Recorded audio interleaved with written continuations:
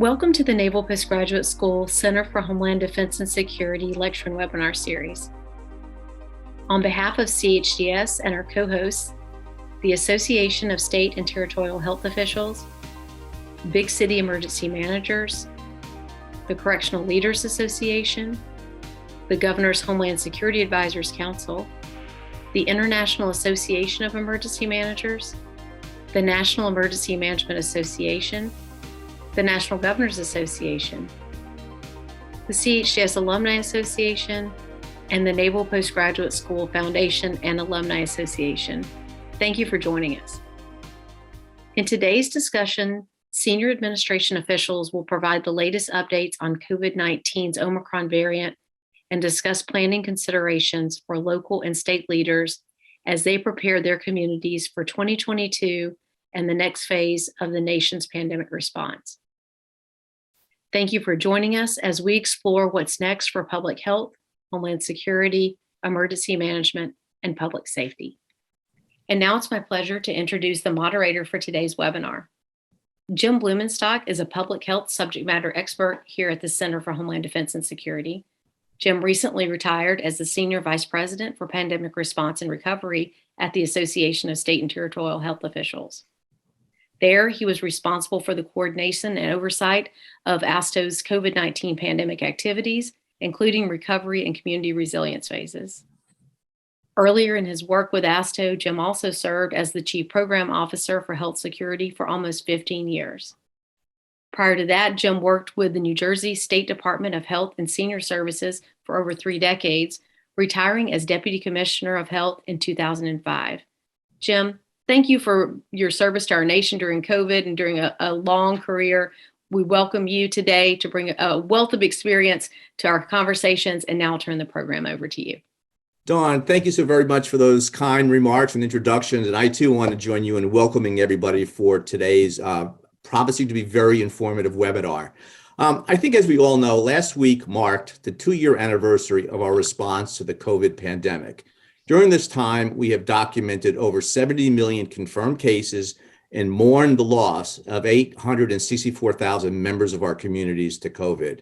As a nation, we continue to work tirelessly to identify and implement policies, strategies, and tactics that are effective, manageable, and tolerated by, if not accepted or acceptable to, the public we are trying to protect.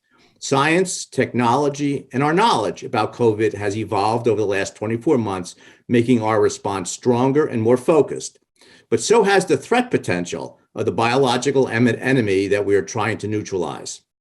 At the same time, this unprecedented situation has, unfortunately, resulted in the surfacing of myriad micro and macro conflicts about the appropriateness and necessity of various prevention measures, resulting in confusion, discord, and erosion of trust and confidence. Just sharing with you a few media storylines that appeared today that caught my eye. First one, New York judge rules that the state's mask mandate is unconstitutional and can't be enforced. A second one, COVID-19 ebbs, but U.S. hospital cases and deaths stay high. And a third one, the pandemic of unknowns, reaching a new normal in an age of uncertainty. These and many others clearly provide a good sense of current affairs. So today we want to explore these matters in a bit more detail. Basically, where are we and what we know and what the future holds. To do so, we have with us 3 exemplary senior leaders from various branches of the U.S. Department of Health and Human Services, who I will introduce momentarily.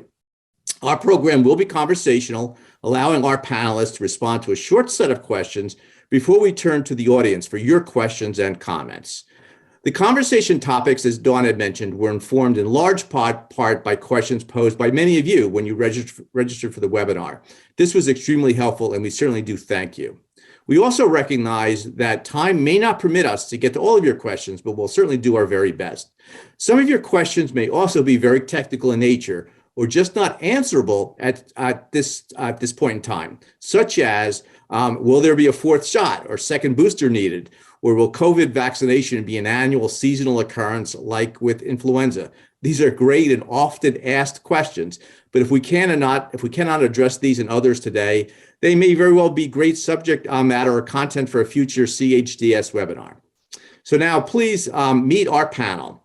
First, it is my pleasure to introduce to you Admiral Rachel Levine, who served as the 17th Assistant Secretary for Health for the U.S. Department of Health and Human Services and is the head of the U.S. Public Health Service Commission Corps.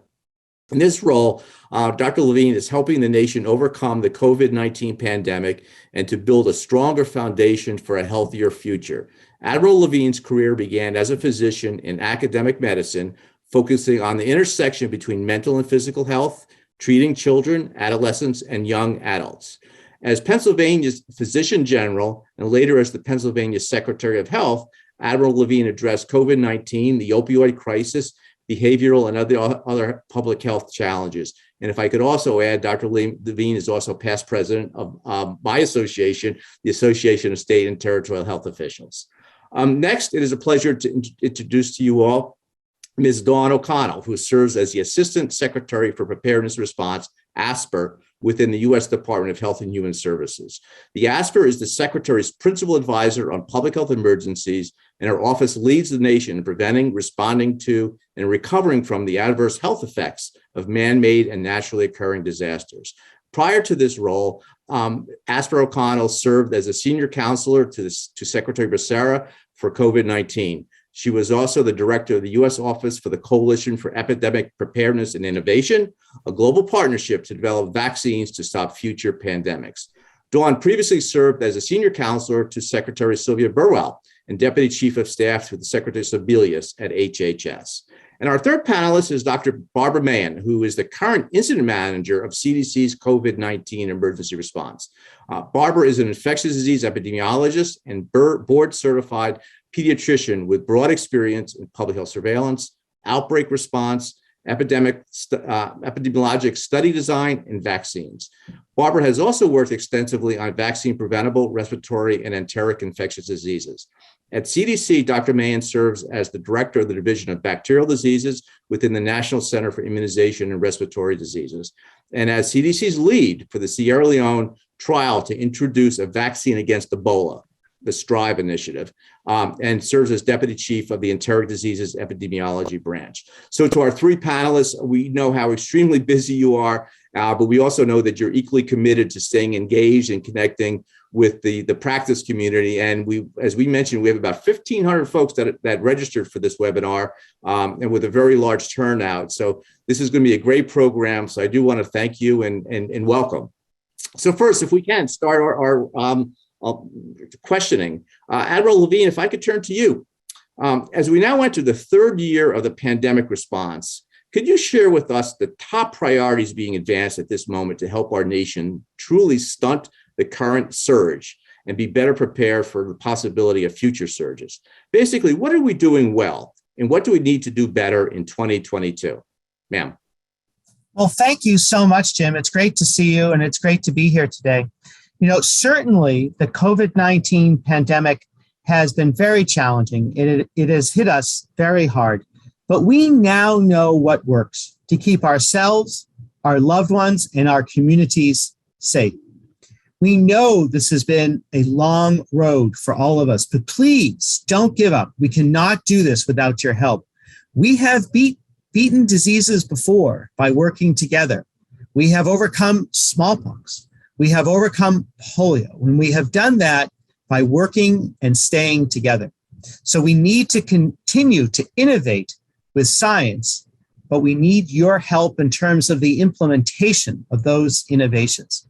So please continue to get educated about what works to help protect yourself, and then educate your families and your loved ones about those issues. Masks help protect us. Vaccines and boosters work.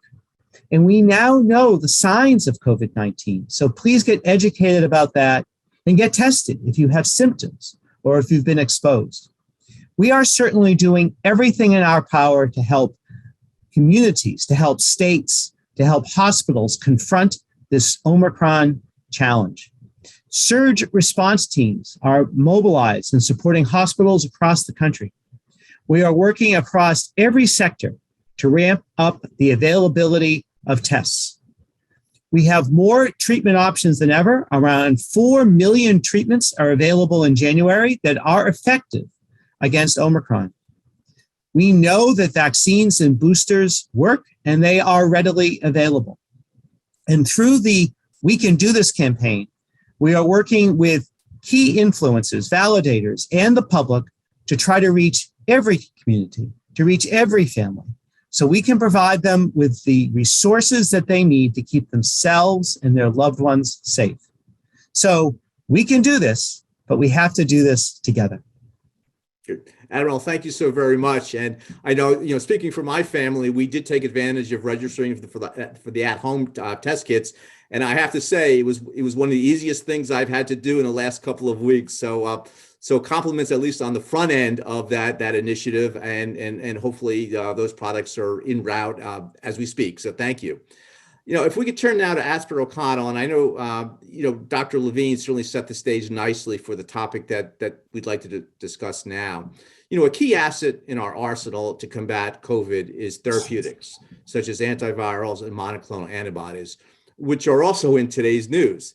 So if we could ask you to just spend a few moments and really share with us, what is the current state of play as far as these types and uses, as far as their types and uses, some of the supply and demand challenges and issues that we're managing, their effectiveness and how that may change given circumstances, and different distribution and administration strategies and approaches.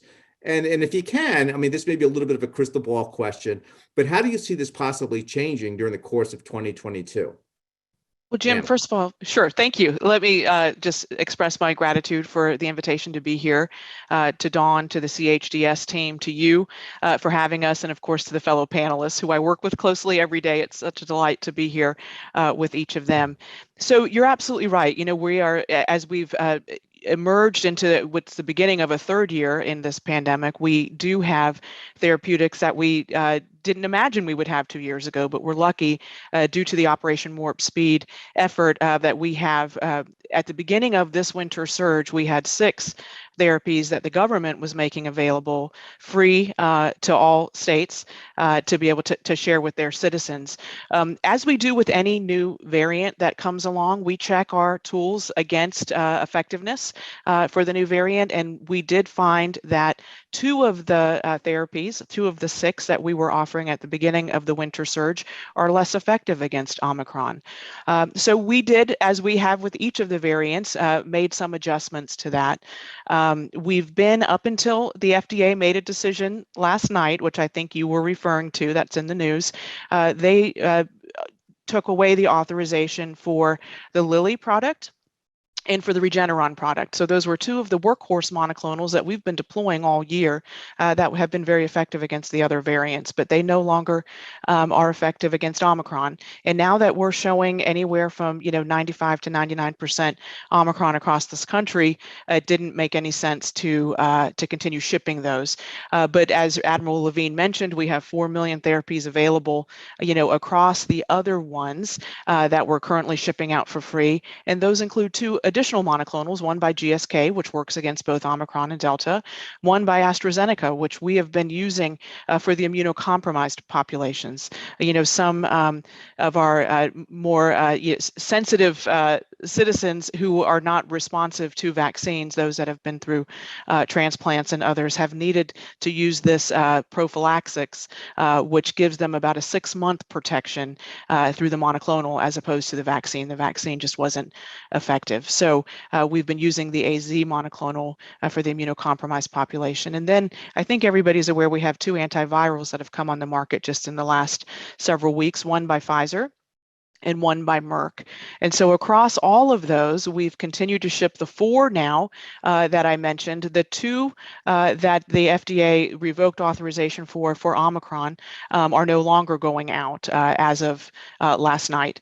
But we also have a 5th one that the government no longer makes available, but it is available commercially, and that's the remdesivir, which FDA just approved for use outpatient for 12 and up. So we feel like we've got a huge advantage when it comes comes to therapies, much different than we had at the beginning of the pandemic in March 2020 when we were facing some of these decisions. But you mentioned supply, and supply is challenging. When we lose two of our workhorse monoclonals that we were counting on as we entered a potential winter surge, there is a pinch, and we've bought up everything we can buy and are continuing to increase our supply where we can. But because there is, not as much to go around of some of these, there are of others, we're having to be very careful with the distribution process. Right now, we're distributing the monoclonals on a disease basis. It's a formula based on last week's hospitalization, last week's case counts, last week's usage by states. And the antivirals, which are new and we're just getting out into the country, we're doing pro rata. We want to be sure that all of the states have access to these antivirals first. And then once we feel like we've seeded the country in the right way, we'll then move to a disease-based formula like we have with the monoclonals. But we continue to work very closely with our state and local partners. We hear how challenging it is to have some limited supply, and we're continuing to try to balance that across the many therapies that we currently have. But we also are aware, as Omicron knocked out two of our workhorses, that we're going to need next generation monoclonals and antivirals. And there is a research agenda being put together right now across NIH and BARDA, which sits in ASPR, to come up with what the next approach will be to a new round of antiviral. So that work is underway as well. We always try to stay prepared. Yeah, excellent. Thank you so very much, Admiral O'Connell. That was, extremely informative, and certainly know how challenging it is. And I guess the ultimate goal would be eventually to have, first and second generation certainly transfer to the commercial sector, like we've done with remdesivir. But clearly, we are not there yet. So managing the supply and demand equilibrium is clearly a daunting task. So thank you for your leadership in that. If we could now go to Dr. Mann, Barbara, again, good afternoon. And you are in the driver's seat and sometimes the hot seat as being CDC's incident manager. And certainly in recent weeks or so, CDC has released important updates to its quarantine and isolation duration and mask guidance. And I think as many of the folks on this webinar realize, CDC is a scientific engine that provides a wealth of information to the practice community and the healthcare community, and also to the members of the public on areas of COVID and other infectious diseases. So with that, I was wondering if you could just spend a few moments with us and really share your insights regarding the basis and timing for the changes of those two guidances, one for quarantine and isolation and the other one on masking, and the expected impacts that those changes or updates will impart. Yeah, thank you, Jim. And let me just echo the thanks of the other panelists for the invitation, and really to all of you in the audience for your interest and for taking the time to join. If it's okay, I just want to start by giving a little bit of a kind of overview of where we are and what we're working on right now in the CDC response. Jim has really nicely spoken about the sort of the cumulative impact of these last two really difficult years of pandemic. And here we are with an Omicron surge that's giving us case rates that are higher than any we had seen previously. It does appear that Omicron surge is starting to decline.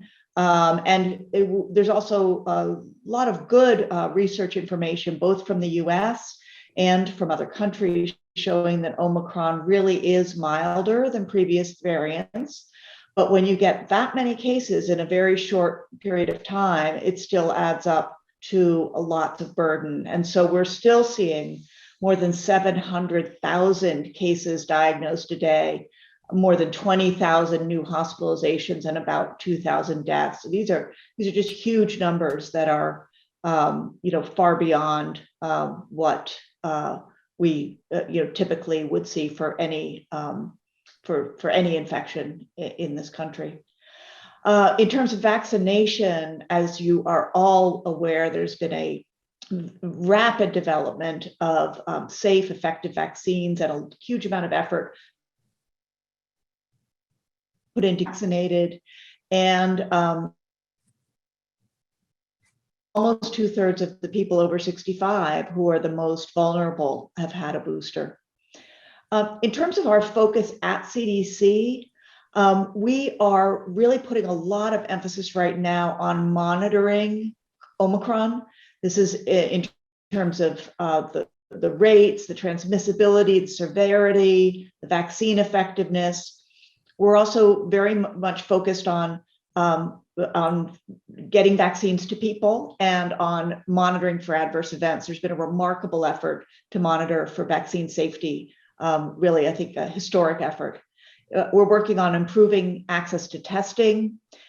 We provide technical assistance to jurisdictions in the United States, and we provide support to many other countries that have been affected by Omicron, by COVID, and in support of global vaccine efforts. And then we do our best to communicate updates in a timely manner, and always room for improvement, but always trying to do a better job.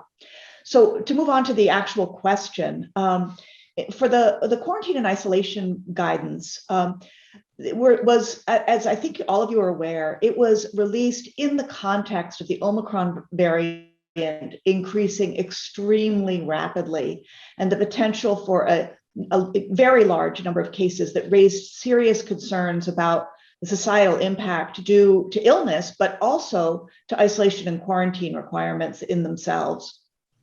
So we have been monitoring the emerging science on when and for how long a person is maximally infectious with any of the variants of SARS-CoV-2, as well as with Omicron per se, as well as the effectiveness of COVID-19 vaccines and booster doses.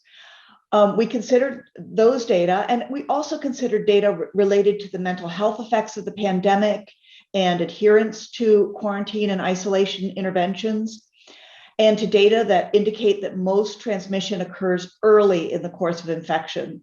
So infectiousness peaks around 1 day before symptoms start, and it declines within a week of symptom onset. So it was all of this and the context of the potential for staffing shortages and supply chain challenges, jeopardizing industry, education, healthcare, and other systems that are essential to maintaining a functioning society and economy that went into the updated recommendations that we released. We released the quarantine and isolation guidelines on January 4th. And I won't go into details on them. I think we can drop a link into the chat for those who are interested in looking in more detail. But essentially, they call for people who are asymptomatic or mildly ill, they allow for a shorter isolation period. And for quarantine, they allow for a shorter period of quarantine to focus on the period when a person is likely to be most infectious. And they also really lean in on the importance of masking after leaving isolation or quarantine to reduce risk of transmission. It's also, I think, really important. We've gotten a lot of questions about this. So I just want to say right up front that we continue to recommend a longer isolation period for people who are severely ill or who have a weakened immune system, because we know that they can be infectious for longer.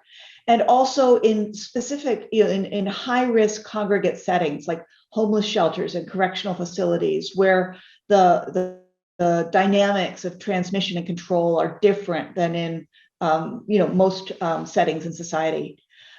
We've also updated recommendations for K-12 school settings and have our additional recommendations for other special settings. Early childhood education, for instance, will be coming shortly. I think that's maybe all I will say about, I guess there's one other thing I wanted to say is that we also are recommending that for those people who do leave isolation and quarantine after 5 days, that in addition to wearing a mask, that they should avoid travel and avoid being around people who have a weakened immune system or are at increased risk of severe disease. Again, this is intended to mitigate any risks. And we suggest that people should avoid restaurants and other places where they can't wear that mask that's so important to the overall recommendations. In terms of the masking guidance, as Jim said, as Admiral Levine said, we know now that masking does work. It's not a 100% effective control measure, but it prevents people who have SARS-CoV-2. It limits spread, and it can protect the mask wearer from being infected as well. So to protect yourself and others, we recommend that people wear the most protective mask they can that fits well and that they will wear consistently. We also know that some masks and respirators offer higher levels of protection than others, and much of our updated guidance is giving greater clarity, better information, more information about those levels of protection. But it's very important to emphasize that the most important thing is to wear a well-fitted mask or respirator correctly. If people who are wearing it on their chin or around their neck are not going to be receiving good protection. So we can also drop into the chat some information about our mask recommendations that people who are interested in getting more information can take a look at. So Jim, back to you. Great, Dr. Mann, thank you so much for those two excellent summaries. Now, if we could turn back to Admiral Levine. Admiral, a question for you. In your judgment, what can government do to maintain public trust and confidence at a time and in a world where we are really surrounded by misinformation and disinformation, and when the science and our understanding evolves so much or so rapidly, which necessitates a change of course or stance, which is all too often perceived as being or spun as flip-flopping or being indecisive. So could you sort of just help us gain a greater appreciation for really the ground truth and what we really can do to regain the level of trust and understanding in a world of uncertainty that we're living in? So Admiral, to you, ma'am. Well, thank you, Jim, for that question. So certainly during the COVID-19 pandemic, people have been exposed to a lot of information from a large number of sources. And while the large volume and the steady flow of information from credible sources, such as the CDC, such as state and local health departments, has enabled people to stay informed and to stay safe, it has led to challenges, as you pointed out. Scientific knowledge about COVID-19 has evolved rapidly over the last 2 years. This was a novel coronavirus, a new coronavirus, and we had to learn as we go. And that can sometimes lead to these changes in public health recommendations. As you pointed out, it is essential to the scientific process that we update assessments and that we update recommendations based upon new evidence. But it is understandable that that could be really challenging for people. So we have to combat the misinformation. Now, health information did not start with COVID-19, but it is at a much greater speed and scale than it had been before. So we are working to address this health misinformation. So a few examples. The Surgeon General, Vice Admiral Vivek Murthy, has issued an advisory warning the American public about the urgent threat about health and misinformation and how to spot that and how to address that. We are working with trusted community leaders, such as local health professionals, faith leaders, educators, and encourage them to speak directly to their communities at town halls, community meetings, through traditional media, through social media. And we have had what the president has called our community core to do that. We have had researchers identify leading sources of health misinformation, so-called health misinformation super spreaders, and try to address that on media and social media. We have asked media organizations to identify and debunk health misinformation. We've asked technology platforms to improve their efforts to monitor and address health information, particularly on social media. And, we have asked, work with trusted messengers, but there's more to be done. And to be honest with you, each of us has a role to play. It really does take a whole of society effort, not just a whole of government effort at the local, state, and federal level, but a whole of society efforts. So, we want to continue to be transparent. We want to have honest conversations like today to discuss the latest scientific guidance for the public. We want to work to equip every American with the tools to prevent and address health information in their community, partnering, as I mentioned, with trusted local leaders. We want to actually continue to expand research about health misinformation, about how it spreads and how it evolves and how it impacts people, who is most susceptible, and what strategies are best for us to address that. We want to continue to work with technology platforms, particularly social media, to slow the spread. We want to invest in longer-term efforts to build resilience against health misinformation. And we have, and we will continue to convene federal, state, local, territorial, tribal partners, nonprofit and research partners to explore the impact and find the best way to counter it. Thank you. Admiral, thank you so much. And certainly to your point of really trying to help everyone understand and appreciate that a dynamic environment is not always a bad thing. And as a practitioner, I'd much rather work in an environment that's dynamic compared to a static or stagnant environment. So it's an issue of just getting that message out and having people feel comfortable and confident in the science and the process. So thank you for your leadership in that. As for O'Connell, if we could turn to you next, please. While we all may be suffering from COVID fatigue, and that probably is an understatement, the healthcare workforce and the public health workforce as well, I may add, is really suffering from overwhelming exhaustion. If you could just share with us from your perspective and from your position in the administration, really how are jurisdictions and systems anticipating, planning, and managing the current and future surge demands on our healthcare system? And how can we best augment and sustain and retain healthcare staffing, not only for COVID, but for all of the other acute and chronic diseases that may be taking its toll during this pandemic? Jim, thank you. I think you've touched on one of the enduring challenges of this entire pandemic has been making sure that we've got, a well-staffed, well-cared for, well-rested, healthcare workforce. And we haven't since the beginning, as soon as the first wave overtook them. It feels like we've been playing catch up, hoping for a breather, trying to get more folks in. And it's just been, we've been behind.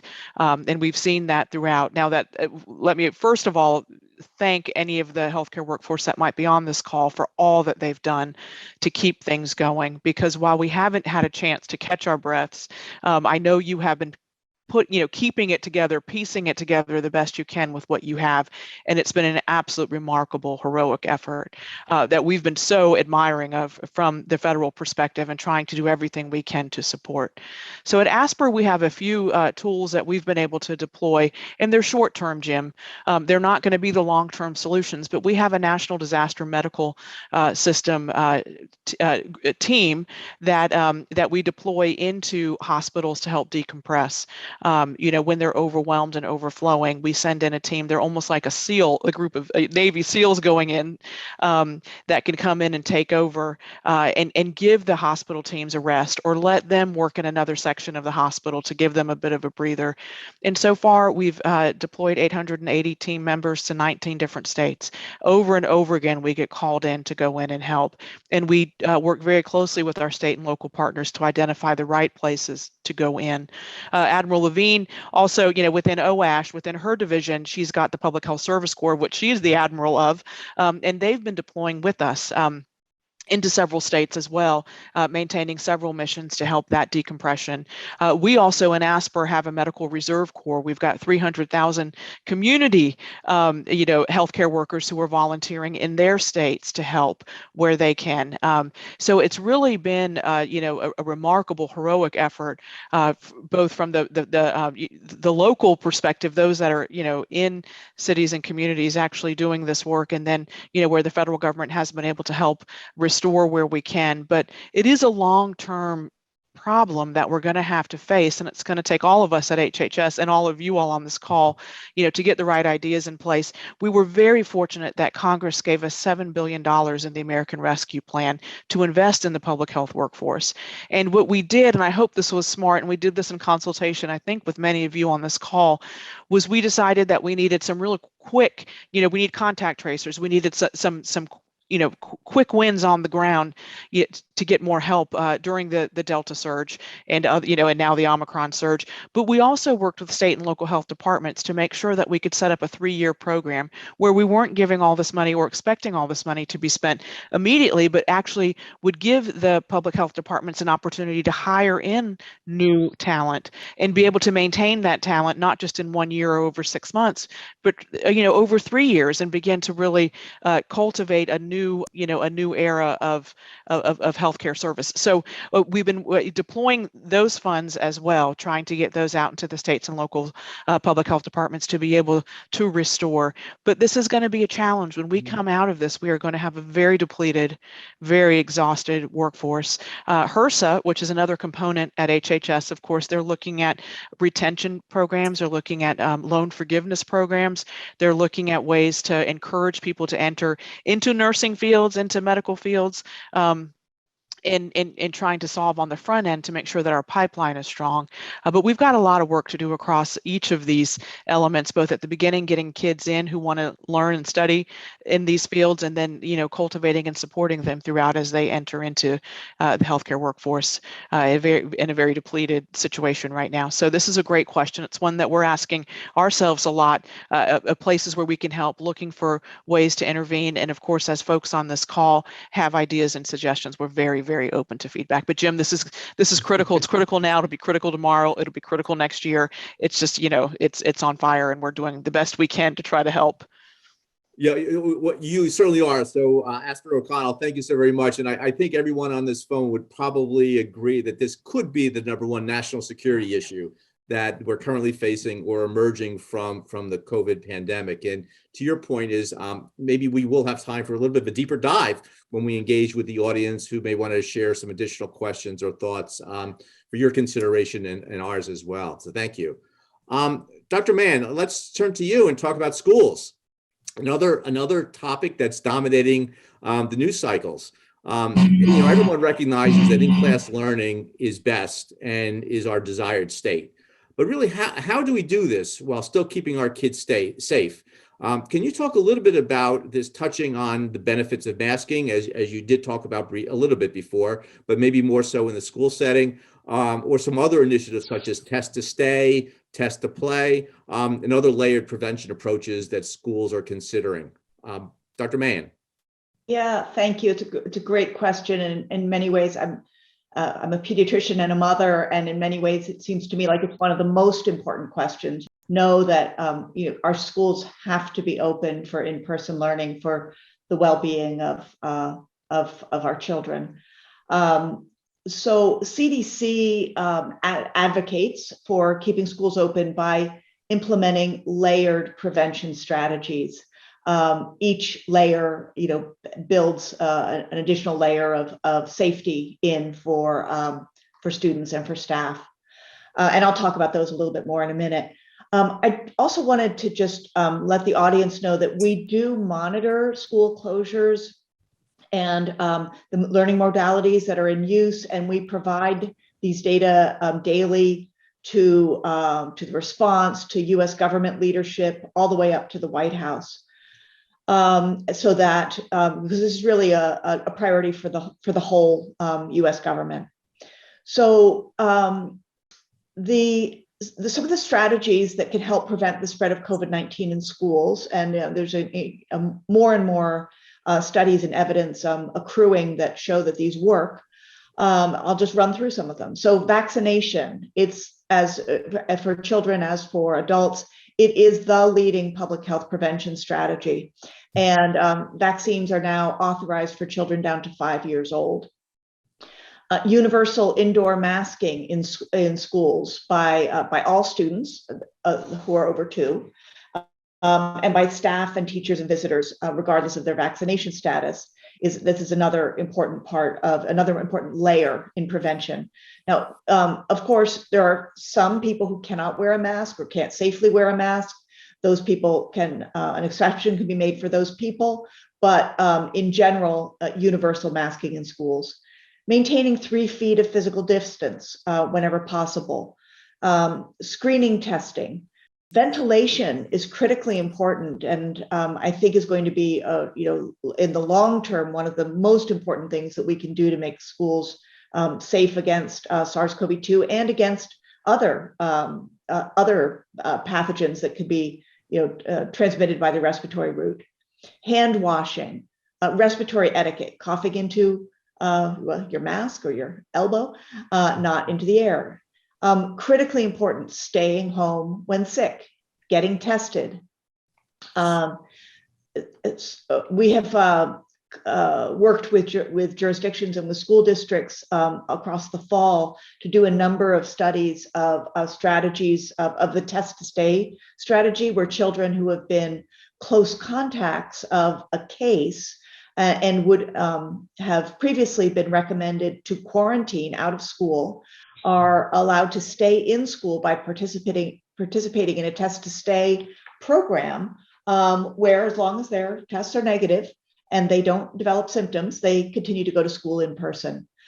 And really, local school districts need to monitor the transmission in their own communities, their own vaccine coverage, the results of the testing they're doing, whether they're having outbreaks, to guide decisions about what levels of layered prevention strategies make sense to keep their school, their students, their staff safe. We do in the response have a school support section that provides ongoing technical assistance and support to schools. And we work with state and local partners, a wide range of partners, governmental and non-governmental, to evaluate prevention strategies and to build the evidence base for guidance updates. So I think I'll stop there, Jim, and hand it back to you again. Barbara, thank you so much. So that does really, in many respects, transition to the final question I want to share with all 3 of you before we open it up to our audience. And basically, in recent months, we have all had serious conversations, and we continue about our end game strategies and preparing for the next pandemic. Just a couple of weeks ago, there was a series of opinion pieces published in JAMA on this very topic that discusses the need for a national strategy for the new normal way of life with COVID.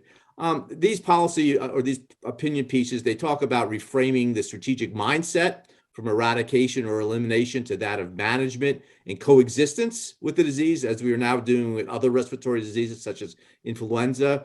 They talk about such things as redefining the approach of a national risk level, rebuilding public health, more comprehensive approaches on testing, reporting, use of genomics.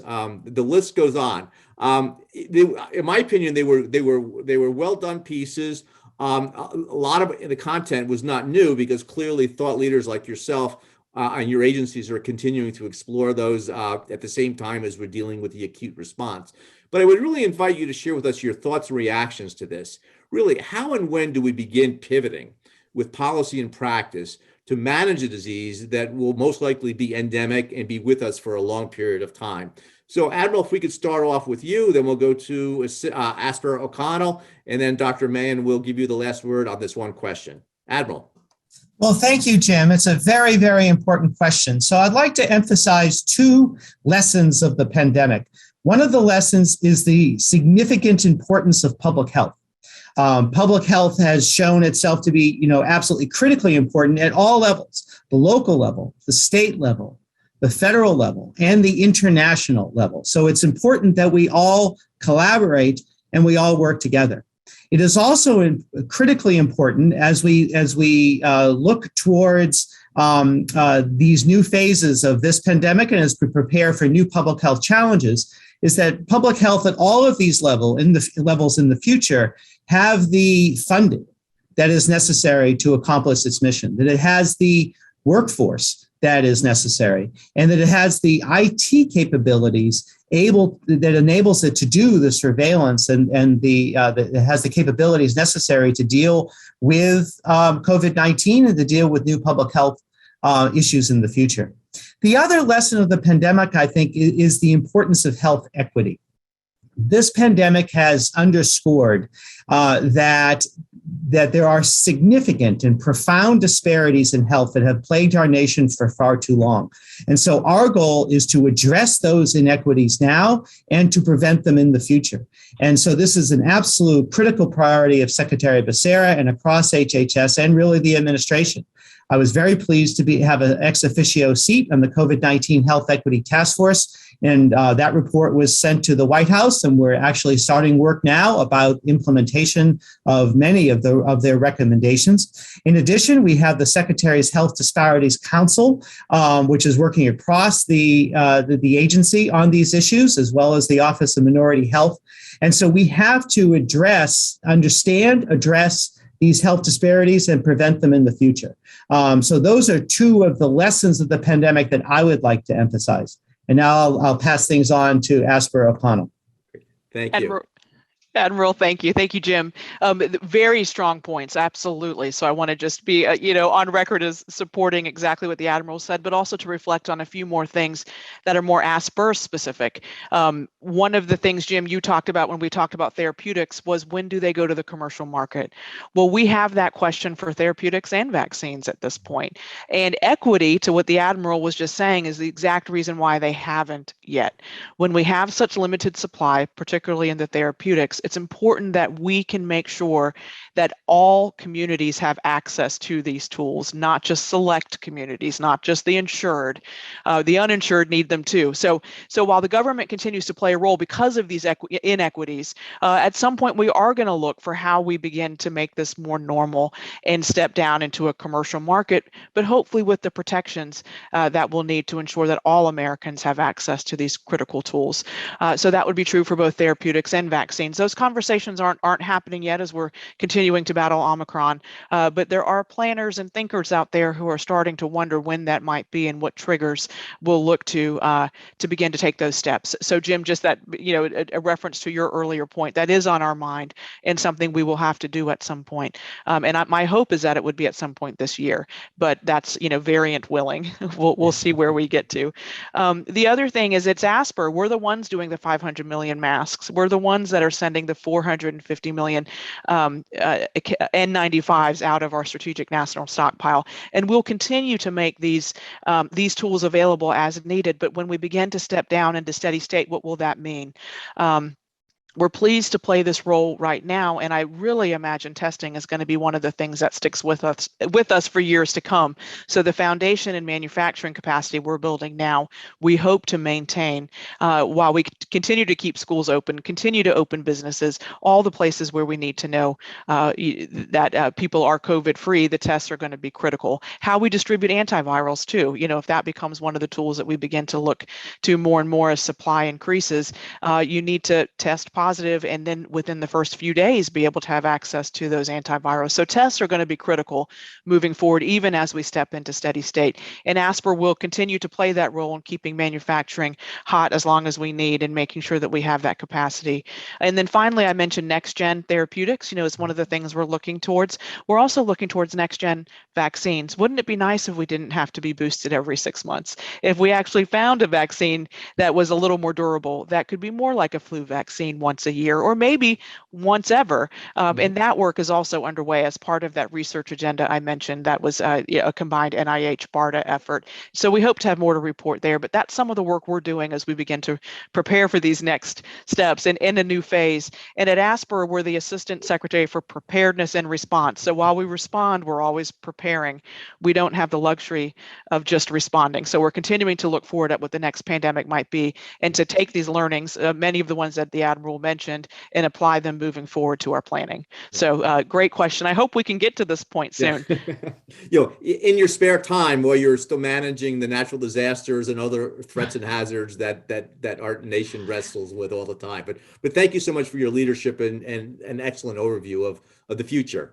Dr. Mann, let me turn to you. Yeah, thank you. And again, I just want to completely endorse the themes that Admiral Levine and Asper O'Connell have already mentioned. We at CDC are also very much, thinking about what comes next, even while we are still very much in an emergency mode. We know that that COVID-19 is likely to be around for a good long time, and that we need to be planning to move out of an emergency response mode and to incorporate it into the routine practice of public health.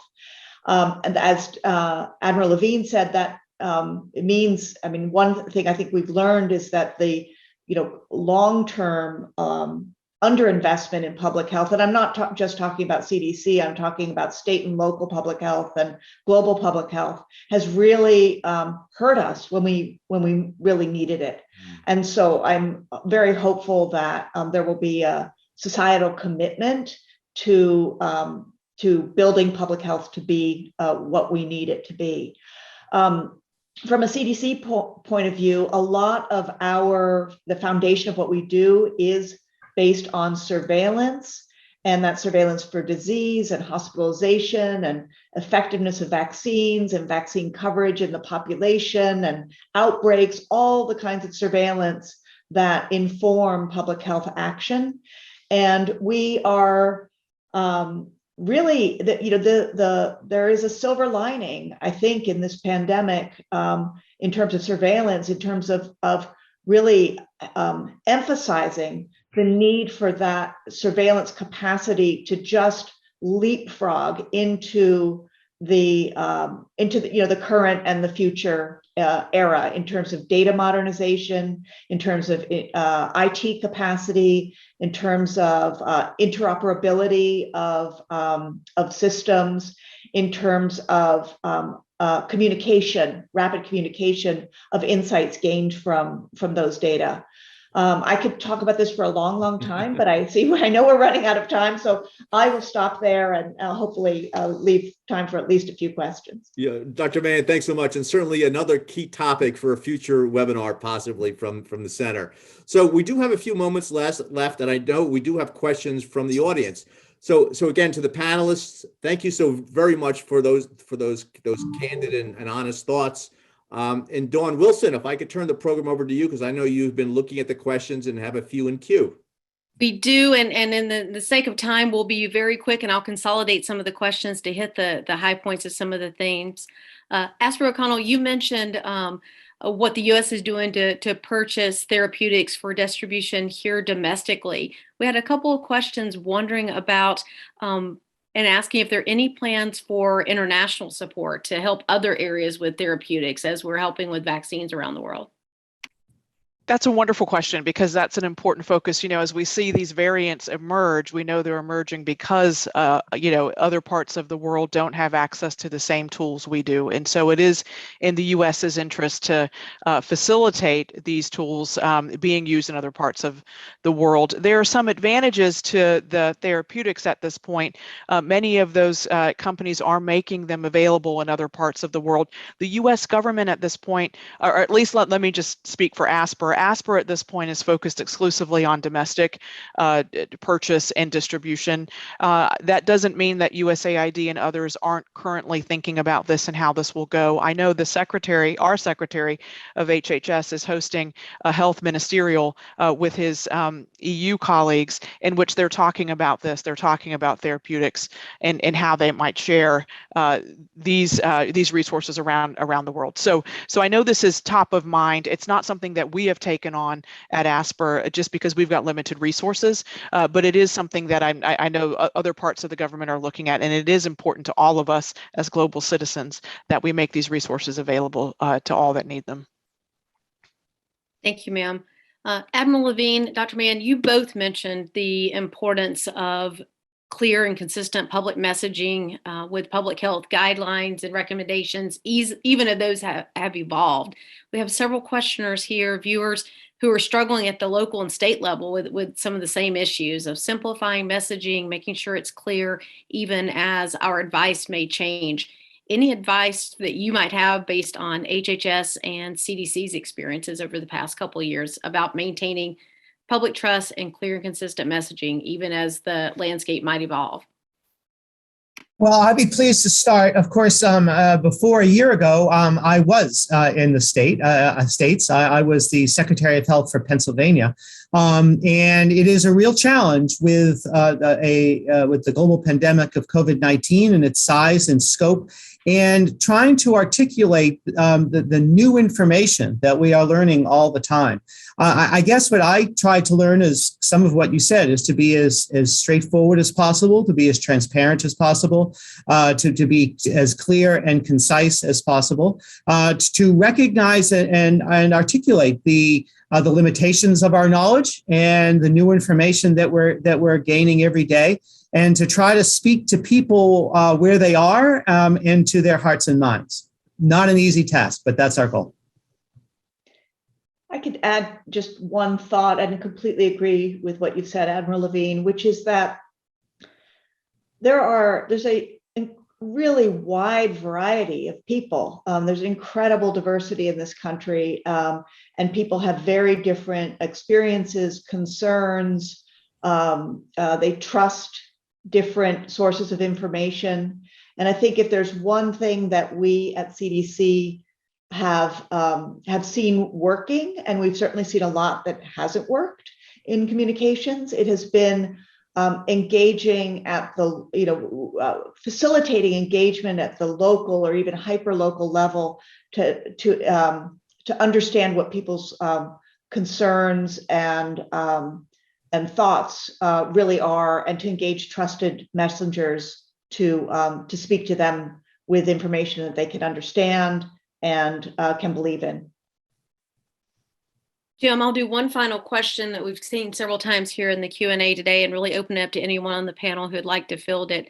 Several questions wondering, how do we as a nation and really a global health community, how do we track emerging variants? A lot of practitioners are getting questions about what's just around the corner, and they want to give a science-based answer. How does that work in the broader global health community to see emergence of variants so that we can start talking to our communities about those as early as possible? I can address that if you'd like. So there's actually genomic surveillance, I think, has really been a remarkable success story of the pandemic. Even areas in, for instance, Africa, that had very little genomic surveillance, very little capacity to do sequencing before the pandemic. Now there's multiple countries with multiple labs that are submitting hundreds, thousands of sequences to global sequence repositories where they're available to everyone. Here in the United States, we have a really robust genomic sequencing program that allows us to track variants, very accurately and in very close to real time. There are these efforts from around the world are coordinated at the World Health Organization, and with participation from multiple countries, including experts from CDC. So I think for if people are interested in finding information about what's going on with variants in the United States, our CDC COVID data tracker has updates weekly on variant surveillance from the United States, along with pretty detailed information about the characteristics of those variants. So maybe we could drop that in the chat as well. But I would really recommend for people who are really looking for sort of the ground truth on variants here domestically, I think that's a great place to go to get that information. Excellent point.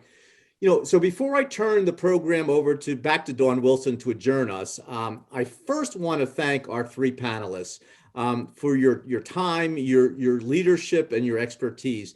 Admiral Levine, Astor O'Connell, and Dr. Mann, a heartfelt thank you to you all and your staffs from your constituency that you're with this afternoon.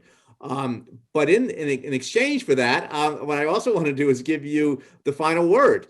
So if I could ask and allow each of you to spend maybe 15, 20 seconds to share with the audience your parting thought or your message of encouragement or guidance before we adjourn for the day. Admiral, let's start with you, ma'am. Thank you so much, Jim. It's been a pleasure to be here. I think the third lesson of the pandemic is that we are all interconnected. The decisions that each one of us make impact our families, our communities, our nation, and our world. And it poses a significant challenge. But I am a positive and optimistic person, and I feel that we can and we will come together to be able to help our nation and the world get through this pandemic of epic proportions. Thank you. Thank you. Admiral O'Connell. Well, Jim, let me thank you so much for having me here today. It's been a terrific conversation. I've really enjoyed participating. And just want to give the audience my commitment that will continue. You know, this has been challenging. There have been curveballs. It's gone in directions we didn't imagine. But you have my commitment that I'll continue working against this with each of you every single day until we get out on the other side of this, whatever the other side of it's going to look like, whether it's endemic, whether we're done, whatever the next thing is. I am committed to seeing this through. We'll be a steady hand on the wheel, and we'll keep going, and we'll get to the other side. So anyway, thank you again. It's been a terrific afternoon. I appreciate it. And thank you. Dr. Mann. Well, it's hard to follow that. That's wonderful, Admiral O'Connell. I think that it's hard to overstate how difficult this pandemic has been for every single person. People are exhausted. People have been stressed beyond the breaking point, and yet we have to keep going. I saw one comment in the chat about how can we be ready for the next one when we're so crushed by this one. I saw another comment from an emergency physician, thank you for showing up for work every day and taking care of those patients seeking emergency care. And I feel like, I guess, as Admiral Levine said, that we're going to come out of this dark period and giving each other support, grace, and continuing to work we're all rowing in the same direction is the way it's the way we do it. It's the way we have to do it. All three excellent closing points. So thank you. So with that, Dawn, let me turn the program back to you for adjournment. Jim, thank you once again, and a sincere note of gratitude to our panelists today. Truly the nation's leaders in the response as we continue on in the second entering third year of COVID-19. A tremendous conversation today, and thank you all for your leadership and your continued public service. On behalf of the Naval Postgraduate School, Center for Homeland Defense and Security, and all of our co-host national organizations, thank you again for joining us today.